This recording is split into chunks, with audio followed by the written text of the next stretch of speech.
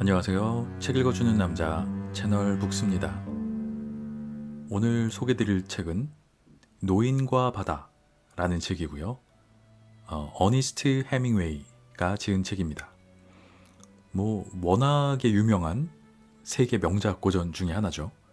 해밍웨이라는 작가도 그렇고 그 작가의 소설 중에서도 또 노인과 바다라는 이 소설은 안 들어보신 분이 거의 없을 거라고 생각이 됩니다. 학창 시절에 교과서에도 아마 많이 나오는 책인 걸로 알고 있고요. 하여튼 이 책의 전체적인 줄거리나 내용에 대해서는 크게 언급하지 않으려고 하고요. 꼭 읽어보시기를 원하는 마음에서 노인이 바다에 나가서 아주 큰 고기를 잡는 이런 내용이죠. 네, 아주 전반적으로 대략적으로 얘기하자면 자세한 거는 읽어보셨으면 좋겠고요. 이 소설의 배경에 대한 얘기를 좀 해볼까 합니다. 이 소설의 저자는 어니스트 해밍웨이라는 아주 또 유명한 작가죠. 해밍웨이가 이 책의 저자인데 그 쿠바에 지내던 시절에 아주 친하게 지내던 어부가 있었다고 해요. 그레고리오 푸엔테라는 어부인데 그 사람의 이야기를 토대로 쓴 소설이라고 합니다. 정확하게 그 사람의 이야기를 쓴 건 아니지만 그 사람의 이야기를 모티브로 해서 창작이 된 소설이다 라고 할 수 있고요. 이 소설 노인과 바다에서는 84일 동안 이 노인이 고기를 잡지 못하는 그런 상황이 처음에 나옵니다. 잠시 후에 제가 조금 읽어드리는 앞쪽 부분에도 나오는데 근데 실제로 이 소설의 모티브가 된 그 어부는 53일간 고기를 잡지 못했다고 해요. 그리고 큼직한 물고기 6마리를 잡아서 돌아오던 길에 상어들에게 모두 잃은 이야기를 이제 해밍웨이가 이 그레고리오 푸엔테라는 어부한테 듣고 이거를 간략하게 얘기를 해준 건데 그날 술과 밥을 사는 조건으로 해밍웨이가 내가 이 이야기 소설로 쓴다 그러고 밥과 술을 사주고 이 이야기를 자기가 받았다고 해요. 근데 나중에 이 소설이 대박이 나죠. 세계적인 명작이 되죠. 그러고 나자 해밍웨이가 그 어부한테 이 이야기를 알려준 어부에게 $20,000를 줬다고 해요. 나중에 선물로.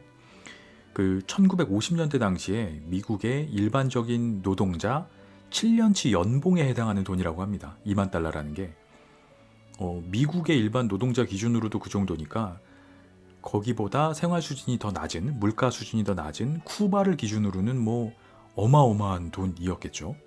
지금 한국을 기준으로 생각을 해보면 제 생각에는 10억도 넘는 돈이 아닐까? 아마 이렇게 생각이 되네요. 만약에 누군가 여러분에게 당신이 해준 얘기를 소설로 쓰겠다 하면 꼭 한번 들려주시기를 바랍니다. 나중에 어떻게 될지 아무도 모르는 일인가 아닌가 그런 생각이 드네요. 그 어부 입장에서는 자기 무용담을 그냥 하나 들려준 건데 친한 친구한테 그걸로 해서 수억을 번 그런 일이 생긴 거죠. 이 노인과 바다라는 소설에서 인상적인 키워드를 몇 가지 생각을 해보자면 읽어보신 분들은 아마 떠오르겠지만 노인, 그리고 죽음, 바다, 패배, 반대로 의지나 희망 같은 것들이 키워드로 나올 수 있을 것 같아요. 이런 키워드만 정렬해봐도 이 소설이 어떤 분위기의 소설인지는 생각할 수 있는 키워드라고 생각이 되고요. 노인과 바다에서 가장 유명한 구절 중에 하나가 이런 구절이 있습니다. 사람은 패배하기 위해 만들어지지 않았다. 사람은 파괴될 수 있지만 패배하지는 않는다. 이게 물론 이제 번역한 구절이기 때문에 버전은 좀 다를 수 있지만 이런 골자입니다. 내가 부서질지언정 나는 지지는 않겠다. 이제 이런 인간의 의지 같은 것들을 보여주는 구절이고요.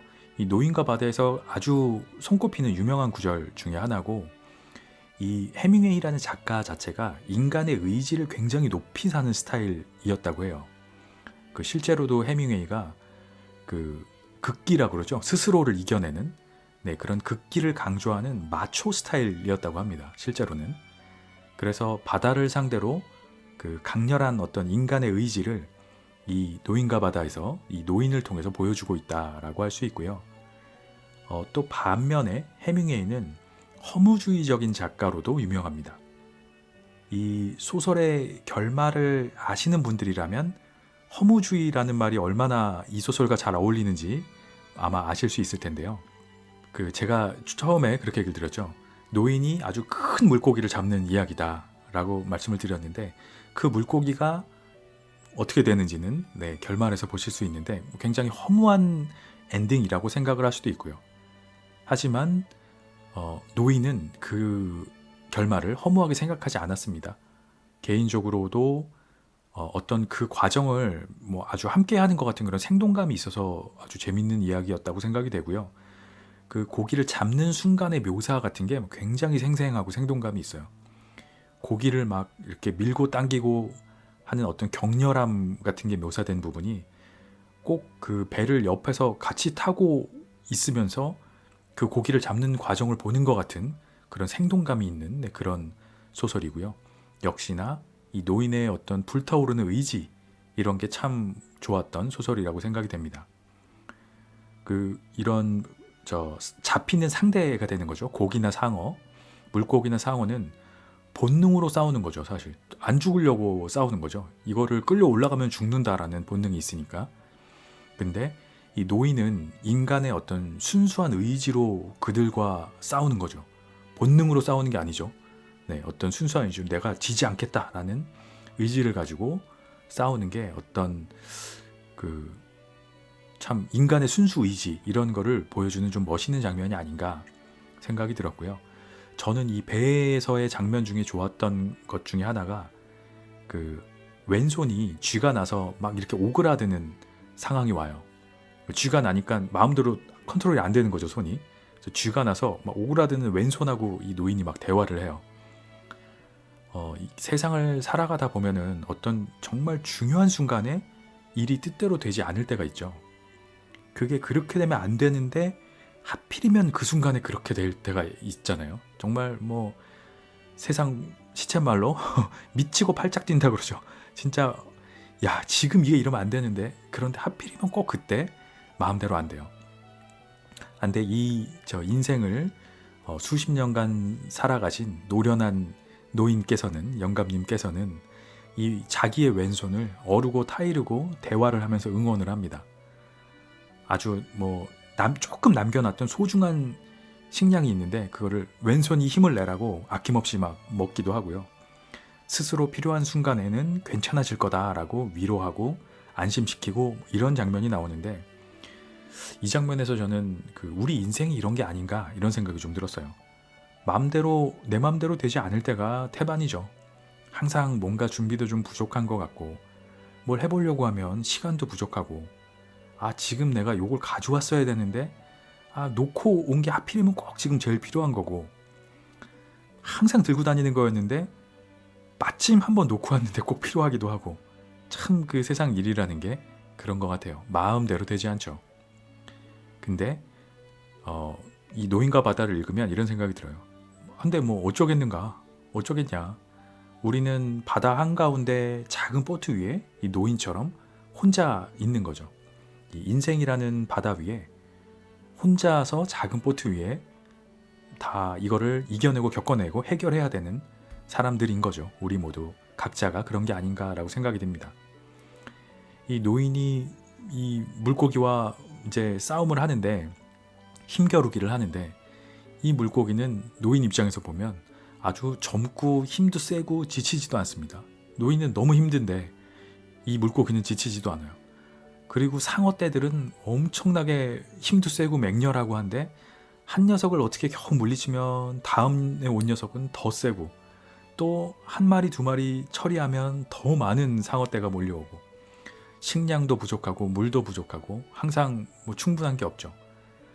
세상하고 어떻게 한번 싸워볼 만한 작살은 이미 바닷속으로 가라앉아 버렸고, 칼은 부러져 버렸고, 옆에는 더 이상 도와줄 사람은 없습니다.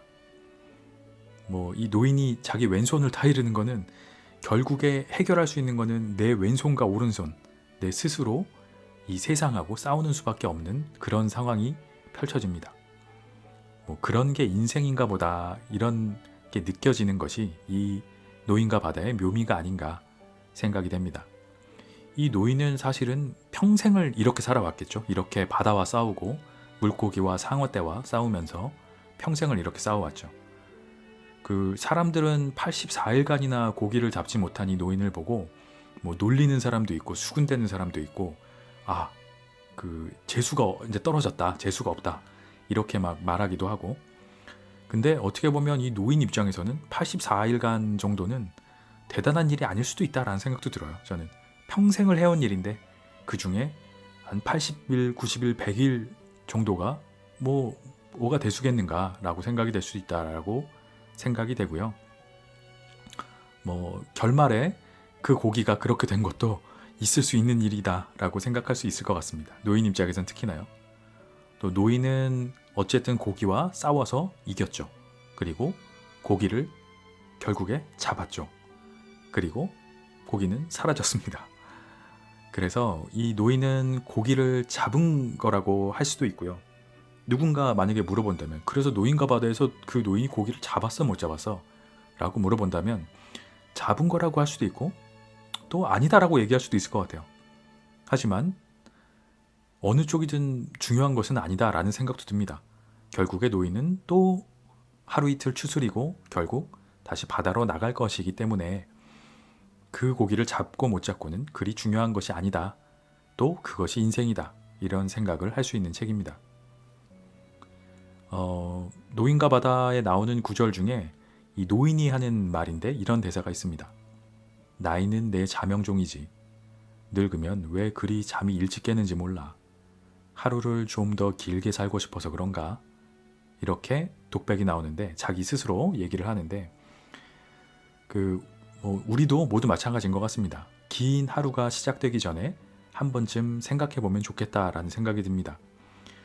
모두들 각자의 바다에 나가서 또 어떤 고기와 싸우면서 우리가 살아가고 있는지, 우리가 고기를 잡았는지 못 잡았는지, 아니면 뭐 바다에 나가지도 않고 그냥 해변가에 누워서 하루를 그냥 흘려보내고 있는 것은 아닌지, 하루하루를 조금 더 의미 있고 소중하게 돌아봐야 되는 것이 아닌가, 이런 교훈을 주는 책이라고 생각이 됩니다. 그리 길지 않은 이야기고요. 뭐 부담 없이 한 번쯤 어떤 버전이라도 굉장히 많은 버전들이 나와 있어서 쉽게 접할 수 있는 책이니까 꼭 한번 읽어보셨으면 좋겠다는 생각이 드는 책입니다. 잠시 후에 앞쪽에 한 10분 정도만 짧게 읽어드리도록 하고요. 이게 전체 이야기가 길지가 않아서 너무 많이 읽어버리면 너무 진도가 많이 나가니까 조금만 맛배기로 읽어드리도록 하겠습니다. 노인과 바다, 어니스트 해밍웨이, 리베르. 노인은 멕시코만에서 조각배를 타고 혼자 고기잡이를 했다. 날마다 바다로 나갔지만 지난 84일 동안 고기 한 마리 낚지 못했다. 처음 40일간은 한 소년과 함께 있었다. 그러나 40일이 지나도록 단 한 마리의 고기도 낚지 못하자 소년의 부모는 그 노인이 살라오임에 틀림없다고 말했다. 살라오란 운이 막혀버려 재수가 없는 것을 뜻한다.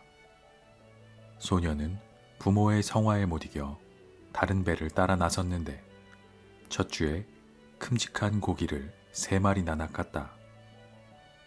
그러나 소년은 노인이 날마다 빈 배로 돌아오는 것을 보면 마음이 편치 않아서 바닷가에 나가 노인을 기다리다가 낚싯줄이며 갈고리, 작살과 돛대에 감긴 돛을 거들어 날라주었다. 돛은 밀가루 부대로 군데군데 기워져 있었는데 마치 영원한 패배를 상징하는 것처럼 보였다. 노인은 여위고 앙상한 데다 목덜미에 주름살이 깊게 패여 있었다. 열대지방 특유의 햇빛이 바다 위에서 반사한 탓으로 야윈볼에는 피부암의 갈색 반점이 얼굴 아래쪽까지 번져 있었다. 손에는 큰 고기를 잡을 때 힘껏 밧줄을 잡아당기면서 생긴 상처가 훈장처럼 깊게 박혀 있었다. 오랜 세월에 걸쳐 생겨난 상처들이었다. 노인을 둘러싸고 있는 것은 모든 것이 다 낡고 늙어 있었다. 그러나 그의 눈빛만은 바다처럼 푸르고 활기에 넘쳐 있었으며 패배를 알지 못했다. 조각배를 끌어올려 놓은 뒤 두 사람은 둑으로 함께 올라갔다. 산티아고 할아버지, 소년이 노인에게 말했다. 실은 할아버지하고 다시 배를 탔으면 해요. 그동안 돈을 좀 벌었으니까요. 노인은 전부터 소년에게 고기잡이를 가르쳐 왔고 소년은 노인을 무척 좋아했다. 아니다. 노인이 고개를 저으며 말했다. 넌 이제 재수 좋은 배를 탔으니 그냥 거기에 남아있어. 하지만 할아버지는 84일 동안 고기 한 마리 못 잡았는데 우린 3주 동안 매일같이 큰 놈을 잡았다는 걸 생각해 보세요. 그래, 알고 있어. 네가 날 믿지 못해서 떠난 게 아니라는 걸 알고 있으니 괜찮아. 아버지 때문에 떠난 거예요. 전 아직 어리니까 아버지 말을 들어야 했고요. 그래, 알아. 물론 그래야지. 아버지는 신념이 깊지 못해요. 그래. 그렇지만 우리에겐 신념이 있잖아. 노인이 소년을 돌아보며 눈을 꿈쩍했다. 그럼요. 오늘은 테라스에서 맥주를 한 잔 대접하고 싶어요.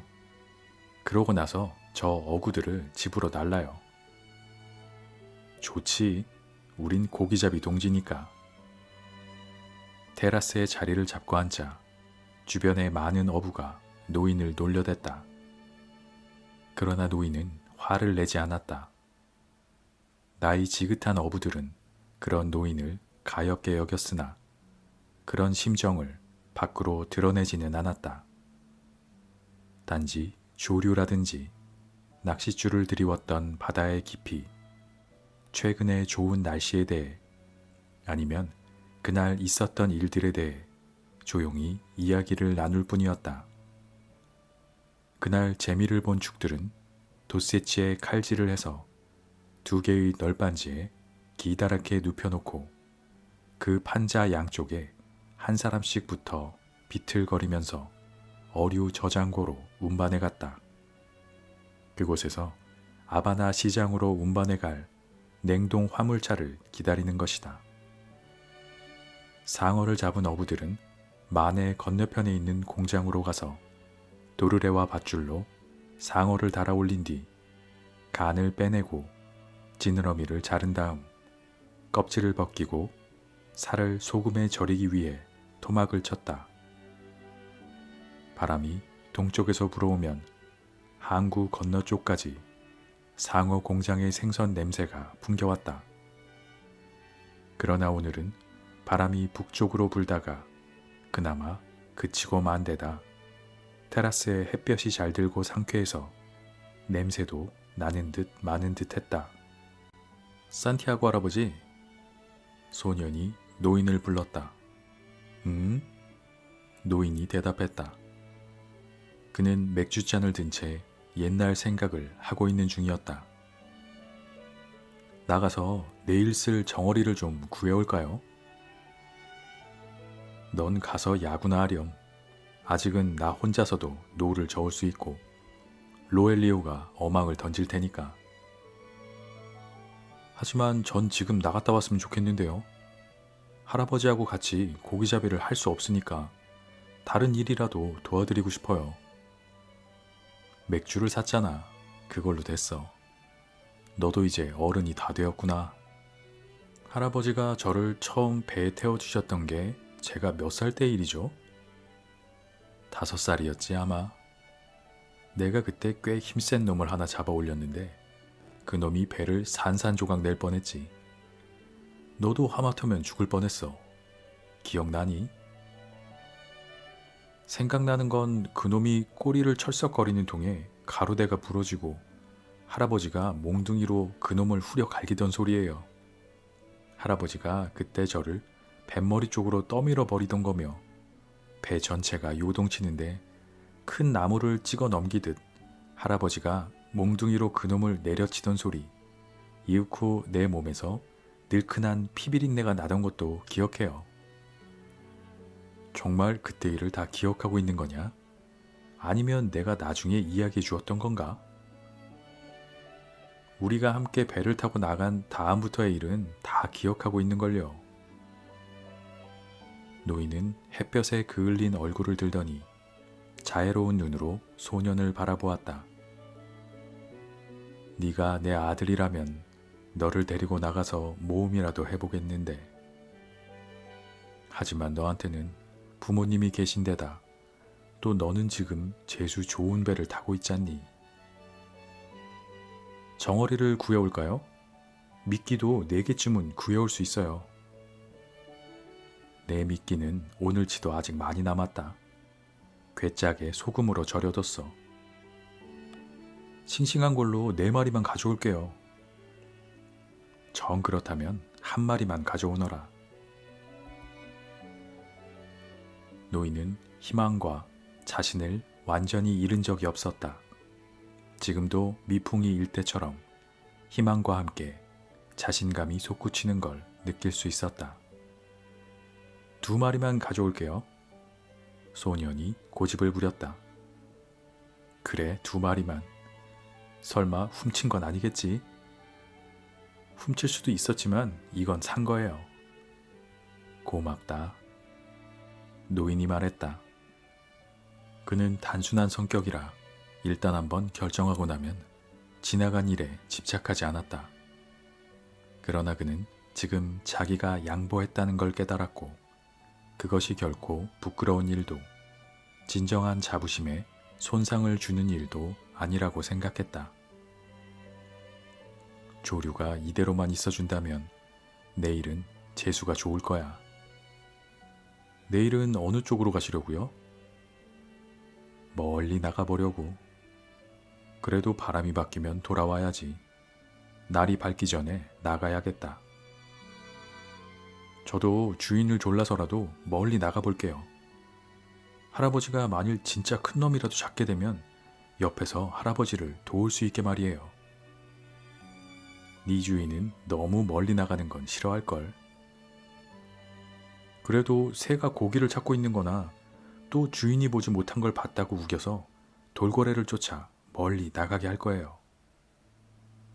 그 사람 시력이 그렇게 나쁘냐? 장님이나 마찬가지예요. 그래, 그거 참 이상하구나. 그 사람은 거북 사냥을 나간 적이 없을 텐데. 거북 사냥을 하면 눈이 상하거든. 할아버지는 머스키토 앞바다에서 몇 년이나 거북 사냥을 했는데도 아직 눈이 좋으시잖아요. 나야 원래 좀 특이한 늙은이니까. 하지만 정말 큰 고기가 잡히면 이겨낼 수 있겠어요? 그럴 거야. 요령이 있으니까. 이제 그만 집으로 돌아가요. 그래야 정어리를 잡으러 가죠. 그들은 노인의 조각배에서 고기 잡는 도구를 집어들었다. 노인은 어깨에 돛대를 메었고 소녀는 낚싯줄이 든 나무 괴짝과 갈고리대, 긴 창살이 달린 작살 등을 손에 들었다. 조각배의 고물 밑에는 미끼통이 들어있었고 그 옆에는 큰 고기를 낚아 올릴 때 후려치는 몽둥이가 있었다.